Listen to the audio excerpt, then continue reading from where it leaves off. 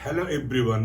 आज के इस वीडियो में हम एक बहुत ही अच्छा केस बेस्ड क्वेश्चन जो class 12th mathematics board examination, CUET examination और अदर कॉम्पिटिटिव एग्जामिनेशन के लिए है। Question is an organisation conducted a bike race among the 28 participants.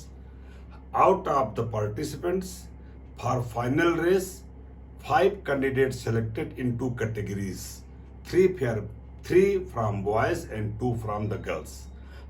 On the basis of above information, find the answer of the following question. Question number 1.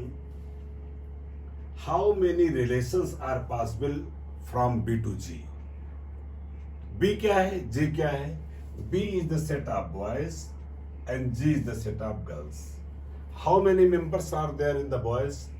Boys 3 हैं तो मैंने माना B1, B2, B3 और girls 2 हैं final race के लिए तो G1 और G2 2 सेट हो गया, सेट B और set G।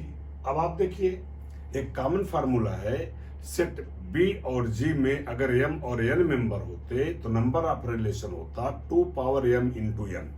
Instead of M 3 is there and instead of n 2 is there। तो कितने रिलेशन हो गए?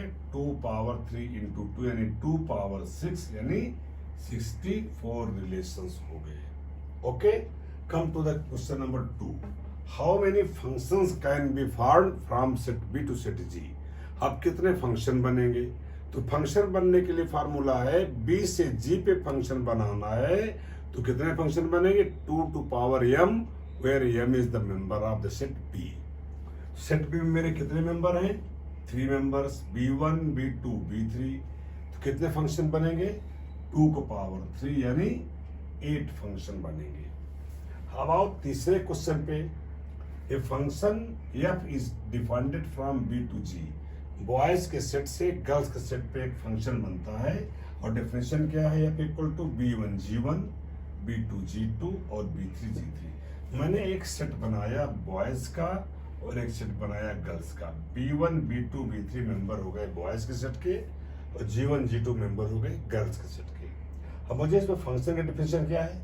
B1 G1 से related, B2 G2, B2 G2 से रिलेटेड हो गया और B3 G1 से रिलेटेड हो गया। मुझे दिखाना है ये फंक्शन बाइजेक्टिव है कि नहीं है।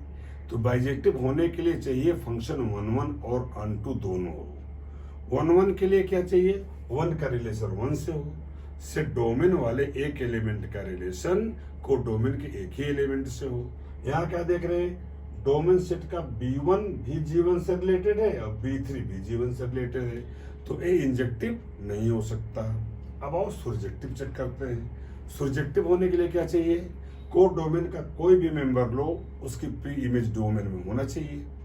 तो को डोमेन का मैंने लिया G1, उसकी प्री इमेज हमको मिल रही है डोमेन में और G2 की भी प्री इमेज डोमेन में मिल रही है। इस तरह से सुरजेक्टिव हो गया। तो इंजेक्टिव नहीं है पर सुरजेक्टिव है, इसलिए बाइजेक्टिव नहीं होगा।